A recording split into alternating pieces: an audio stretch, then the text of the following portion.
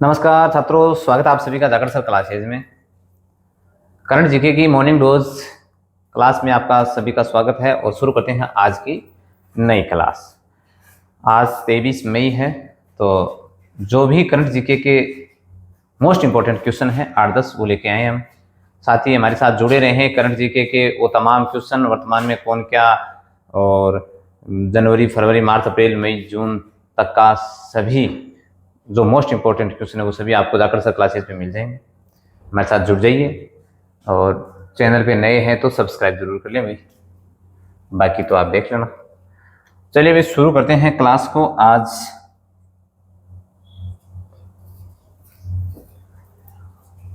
पहला क्वेश्चन, उपन्यास एक ताइवान ट्रेवलॉग के लिए अभी इंटरनेशनल बुकर प्राइज मिला है 2026 का। विजेता किसे घोषित किया गया है? ठीक है, देखो उपन्यास का नाम है ताइवान ट्रेवलॉग और इसके लिए इंटरनेशनल बुकर प्राइज 2026 से मिला है। किसको मिला है? ठीक है, आपके सामने ऑप्शन है 4, देख लीजिए। लिन किंग, गीतांजलि श्री, यांग स्वांग जी, हांगकांग। किसको मिला है? तो बहुत ही इंपॉर्टेंट क्वेश्चन है, यानी कि यहां से भी देख सकते हो आप, किस उपन्यास का नाम भी पूछा जा सकता है और या फिर ये पूछा जा सकता है। तो किसको मिला है? यांग सुआंग जी, इनको मिला है। ठीक है, यांग सुआंग जी को इंटरनेशनल बुकर प्राइज मिला है। ठीक है, ये ताइवान की महिला है, जिसको पहली महिला है जिसको ये बुकर पुरस्कार मिला है। ठीक है, पहली महिला है जिसको बुकर पुरस्कार मिला है। और इसका जो अंग्रेजी अनुवाद है वो किसने किया है? लिन किंग ने अंग्रेजी में अनुवाद किया है। ठीक है, ये दो चीजें ध्यान में रखेंगे। इसके साथ ही इसमें क्या कहानी है तो वो थोड़ा सा अपन डिटेल में देखेंगे कि इसके बारे में विशेष तथ्य क्या है। देखो, एक तो उपन्यास मूल रूप से तो ये मंदारिन चीनी भाषा में लिखा गया है। ठीक है, और इसका अंग्रेजी में अनुवाद ना वो लिन किंग ने किया है। दो चीज होगी। और ये पहली ताइवानी महिला है लेखिका जिसको ये पहला इंटरनेशनल बुकर पुरस्कार मिला है। 3 चीज। चौथी, देखो 1938 में से जापान अधिकृत जो ताइवान है ना, उसमें भोजन और महिला मित्रता पर ये केंद्रित आधारित कहानी है। ये इस उपन्यास में लिखी गई है। ठीक है, यानी किस कब की है? 1938 में जब जापान अधिकृत ताइवान में जो भोजन और महिला मित्रता को केंद्रित करके इस उपन्यास में कुछ लिखा गया है। और इसकी जो राशि है उसको अनुवादक को और लेखिका को बराबर हिस्सों में बांटी गई है। ये इसके संबंध में महत्वपूर्ण तथ्य थे। ठीक है, चलिए अगली क्वेश्चन की ओर बढ़ते हैं। दूसरा क्वेश्चन, मई 2026 में दक्षिण अफ्रीका का सर्वोच्च नागरिक सम्मान। देखिए ध्यान रखेंगे, दक्षिण अफ्रीका का सर्वोच्च नागरिक सम्मान का क्या नाम है? तो देखो, ऑर्डर ऑफ मापुंगबे, ये है इसका सम्मान, जिसका नाम है, जो अफ्रीका का सर्वोच्च नागरिक सम्मान है। किन भारतीय मूल के वैज्ञानिकों को दिया गया? प्रश्न तो यह है कि किन भारतीय मूल के वैज्ञानिकों को दिया गया, लेकिन सर्वोच्च नागरिक सम्मान को ध्यान में रखेंगे। दक्षिण अफ्रीका का है ऑर्डर ऑफ मापुंगबे। ठीक है, किनको मिला है? ऑप्शन आपके सामने है, प्रोफेसर सलीम अब्दुल करीम, प्रोफेसर कीर्तन ढेढा, या फिर उपर्युक्त दोनों ए और बी। तो आपको पता ही होगा, आपने पढ़ा ही होगा शायद। प्रोफेसर सलीम अब्दुल करीम और प्रोफेसर कीर्तन ढेढा, इन दोनों को ही ये ऑर्डर ऑफ मापुंगबे मिला है। करीम को ये गोल्ड श्रेणी में मिला है, गोल्ड श्रेणी में। ठीक है, और इनको रजत श्रेणी में, ठीक है, सिल्वर श्रेणी में मिला है। इनको सलीम अब्दुल करीम को ना HIV एड्स के संदर्भ में तथा कोविड-19 के दौरान इन्होंने नेतृत्व किया था, उसके कारण इनको गोल्ड श्रेणी में ये पुरस्कार मिला है। और कीर्तन ढेडा को इन्होंने जो है ना टीबी व फेफड़ों से संबंधी जो भी रोग है, फेफड़ों से संबंधी, इनके ऊपर इन्होंने उल्लेखनीय कार्य किया है। इस कारण इनको क्या मिला है? ये पुरस्कार मिला है। ठीक है, चलो अपन थोड़ी सी इनके बारे में डिटेल भी देख लेते हैं। हाँ, ये जो राष्ट्रपति रामाफोसा के ने प्रिटोरिया में आयोजित समारोह में ये सम्मान इनको दिया। ठीक है, रामाफोसा राष्ट्रपति का नाम क्या है? Cyril Ramaphosa. ठीक है, गोल्ड श्रेणी में और कीर्तन रेड्डी को सिल्वर श्रेणी में मिला है।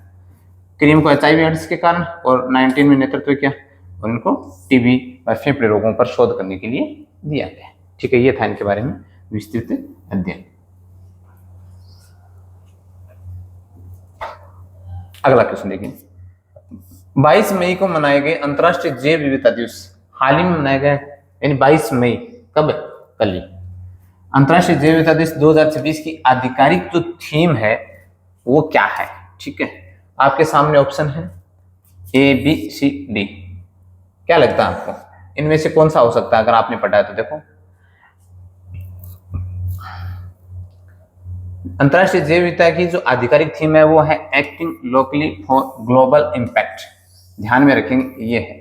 ठीक है, अंतर्राष्ट्रीय जैव विविधता दिवस है वो 2000 ईस्वी में UN द्वारा 22 मई की तारीख तय की गई थी। जैव विविधता दिवस को मनाने के लिए 2000 को 22 मई तारीख डिसाइड की गई थी UN के द्वारा कि अंतर्राष्ट्रीय जैव विविधता दिवस किस तारीख को मनाया जाएगा? 22 मई को।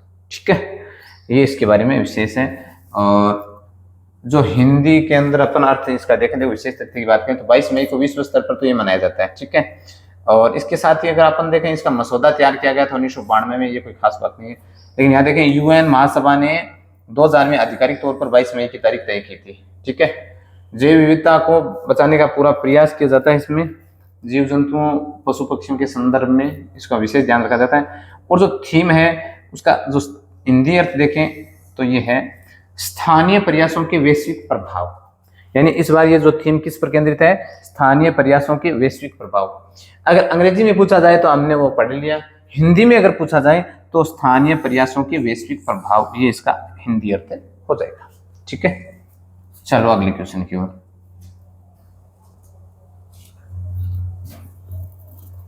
शिमला में आयोजित, शिमला कहाँ है? हिमाचल में, 18वीं Akhil Bharatiya open roller skating championship में स्वर्ण पदक किसने जीता? यानी 18वीं जो Akhil Bharatiya open roller skating championship हुई थी, अभी शिमला आयोजित हुई थी, शिमला हिमाचल में, उसमें स्वर्ण पदक किसने जीता है? आपके सामने ऑप्शन है, जयपुर की टीम ने जीता, विहान गुप्ता ने जीता, रक्षित जैन ने जीता या शौर्य माहेश्वरी ने जीता? तो इसका जो सही उत्तर है ऑप्शन ए में है, शौर्य माहेश्वरी। शौर्य माहेश्वरी का संबंध कहां से है? जयपुर से। कहां से? जयपुर से, ये ध्यान में रखेंगे। ठीक है, और ये जो शिमला में आयोजित थी उसका संस्करण कौन सा था? संस्करण यह था 18वां संस्करण था। ठीक है, और भारतीय ओपन रोलर स्केटिंग, ये होता क्या है? रोलर स्केटिंग क्या होता है? ठीक है, यूं समझ लीजिए इसमें भी कई श्रेणियां होती हैं, लेकिन जो अपन जैसे टायर वाले जो जूते हैं इससे संबंधित भी हो सकती है, या फिर आपने कभी देखा होगा इस प्रकार की एक स्लाइड सी होती है, प्लेट टाइप होती है, इसके नीचे भी कुछ होते हैं टाइल वगैरह, जो बर्फ या जो चिकनी सतह पे फिसलन के द्वारा ये गेम होता है, उसमें भी एक बैलेंस संतुलन का कार्य करता है और उसको बढ़ावा मिलता है। तो ये खेल उससे संबंधित है, स्केटिंग। ठीक है, और इसमें चैंपियन कौन बना है? शौर्य माहेश्वरी, जिनका संबंध कहां से? जयपुर से। ठीक है, ध्यान में रखेंगे। हिमाचल प्रदेश राजधानी शिमला, 18वां संस्करण, शौर्य माहेश्वरी अपने उत्कृष्ट प्रदर्शन से स्वर्ण पदक जीता है। और राजस्थान में भी इससे क्या होगा? स्केटिंग को बढ़ावा मिलेगा। ठीक है, चलो अगला क्वेश्चन। पंच गौरव योजना। अभी देखिए पंच गौरव योजना में बहुत सारी चीजें निकल के आई हैं। देखो,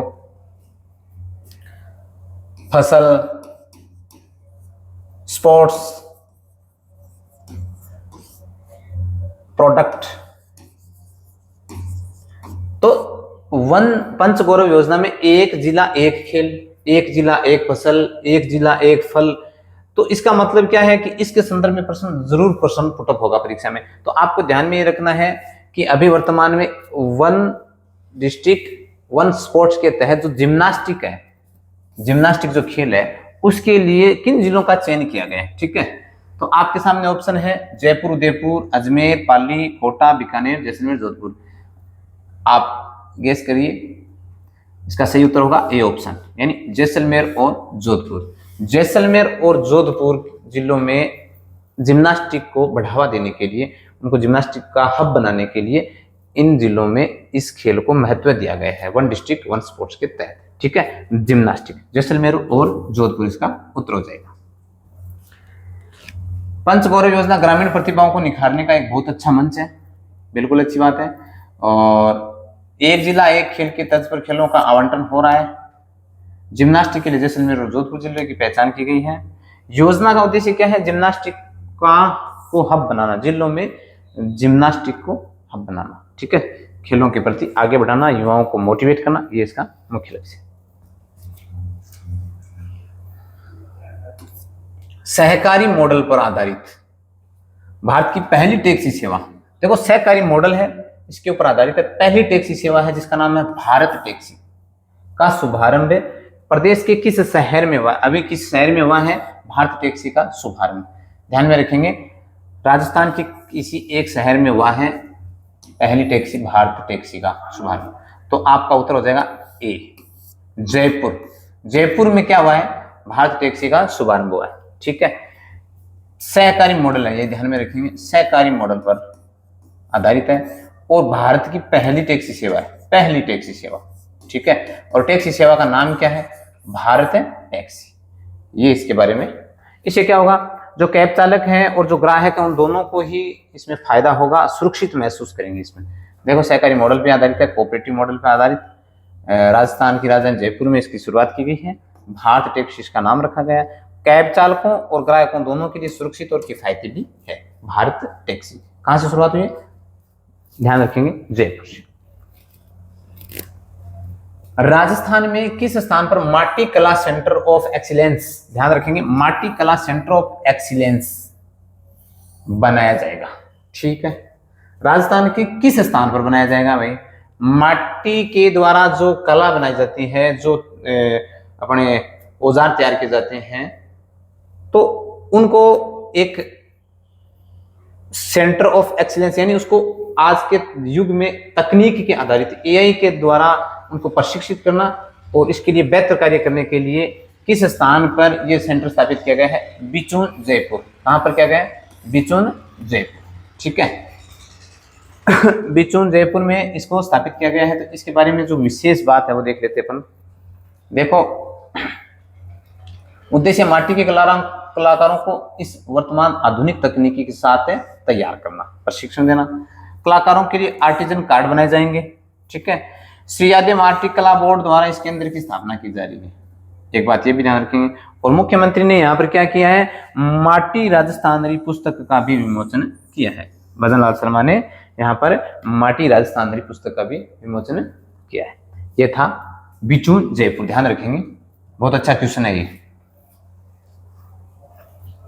हाल ही में राजस्थान शक्ति संगम RRR सेंटर कहां स्थापित किया गया है?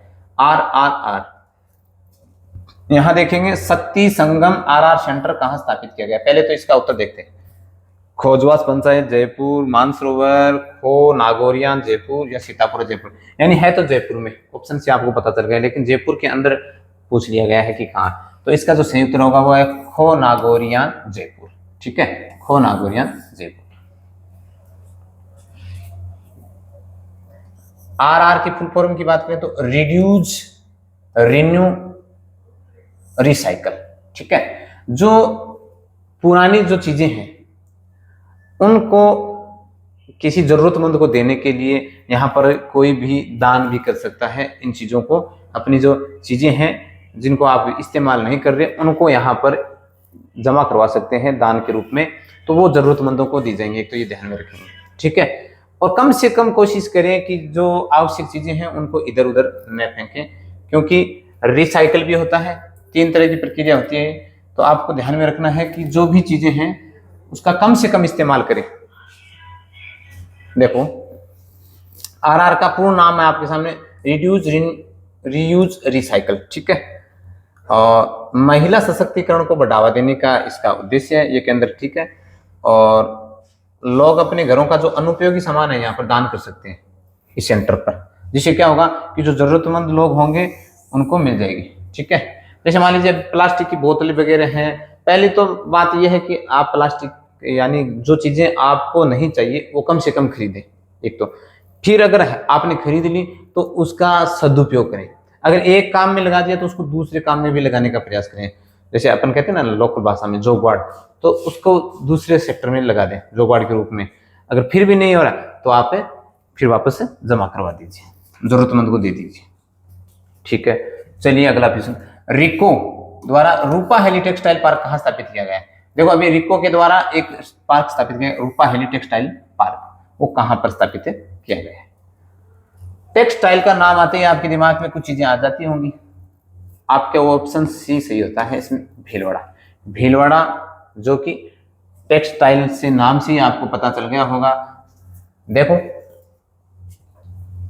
भीलवाड़ा को भारत का मैनचेस्टर कहते हैं, टेक्सटाइल सिटी भी कहते हैं। ठीक है, भारत का मैनचेस्टर, बहुत बड़ी बात है। देखो भीलवाड़ा को भारत का मैनचेस्टर या टेक्सटाइल सिटी कहते हैं। रेको ने यहाँ पर 221 करोड़ रुपए की राशि स्वीकृत की है इस पार्क को विकसित करने के लिए। ठीक है, और यहाँ पर इस क्षेत्र में बड़े पैमाने पर रोजगार के सृजन की संभावना भी बढ़ गई है। ठीक है, और यहाँ स्पिनिंग, वीविंग और गारमेंटिंग की आधुनिक सुविधाएं भी उपलब्ध कराई जाएंगी। यानी ये भी बहुत अच्छा पार्क बनेगा जिसके अंदर रिको ने 221 करोड़ रुपए की राशि भी स्वीकृत की है। ये इसके संदर्भ में जानकारी थी। चलो अगला क्वेश्चन देखिए। आरकेट में बिल्ड विथ एआई वर्कशॉप किसके सहयोग से आयोजित की गई है? ठीक है, देखो गूगल इंडिया इसका उत्तर है, ऑप्शन सी। आरकेट में बिल्ड विथ एआई वर्कशॉप किसके सहयोग से आयोजित की गई है? तो गूगल इंडिया के सहयोग से। क्या है इसका मामला? देखिए ये क्या है, Rajasthan centre of advance technology Jaipur इसका सेंटर रहेगा, Rajasthan centre of advance technology. ठीक है, तकनीकी कौशल को बढ़ावा देने के लिए ये बहुत ही महत्वपूर्ण साझेदारी है। और इसका उद्देश्य क्या है? उभरती हुई प्रौद्योगिकियों में युवाओं को प्रशिक्षित करना। अब आज देखिए युवाओं की संख्या बढ़ रही है, तो युवाओं को शिक्षित करने के लिए प्रौद्योगिकियों में उनको प्रशिक्षण देने के लिए इसका मुख्य उद्देश्य रखा गया है। ठीक है, और वर्कशॉप में जनरेटिव एआई और स्टार्टअप्स पर ध्यान केंद्रित किया जाएगा। अब वर्तमान में देखिए एआई की तरफ चीजों को बढ़ावा मिल रहा है, तो एआई आर्टिफिशियल इंटेलिजेंस का बहुत ज्यादा रोल हो चुका है। युवाओं को भी इसके प्रति आकर्षित होना चाहिए और इसका फायदा उठाना चाहिए। राज्य सरकार फिनटेक और एआई हब के रूप में राजस्थान को विकसित करने का प्रयास कर रही है। काफी दिनों से प्रयास चल रहा है, तो ध्यान रखेंगे। ये थे आज के हमारे करंट जीके के क्वेश्चन। और एक प्रश्न अंत में, देखो राजस्थान निवेश प्रोत्साहन योजना कब से शुरू की गई है? वो है 8 अक्टूबर 2024 से राजस्थान में प्रभावी है। ठीक है, प्रारंभ तिथि है 8 अक्टूबर 2024 मुख्यमंत्री भजनलाल शर्मा के द्वारा। इसकी प्राथमिकताएं क्या है? ग्रीन ग्रोथ, निर्यात प्रोत्साहन और क्षमता का विकास करना। और विशेष लाभ है महिला उद्यमियों को अतिरिक्त प्रोत्साहन देना। ये थे हमारे आज के करंट जीके के क्वेश्चन। इसी प्रकार रोज आपको करंट जीके राजस्थान के संदर्भ में जो प्रश्न हैं वो आपको यहाँ मिलते रहेंगे। चैप्टर सब क्लासेज के साथ जुड़ जाइए। अगर आप नए हैं चैनल पर तो सब्सक्राइब जरूर कर लीजिए। ठीक है, राजस्थान के तमाम जो आने वाली भर्तियां हैं उन सभी भर्तियों के मोस्ट इंपोर्टेंट जो क्वेश्चन हैं वो हम लेकर के आ रहे हैं। और सभी मंथ के जो जनवरी से लेकर के जून तक का पार्ट है वो भी जल्दी जाकर सब क्लासेज पे डाल दिया जाएगा। बने रहिए मेरे साथ। धन्यवाद।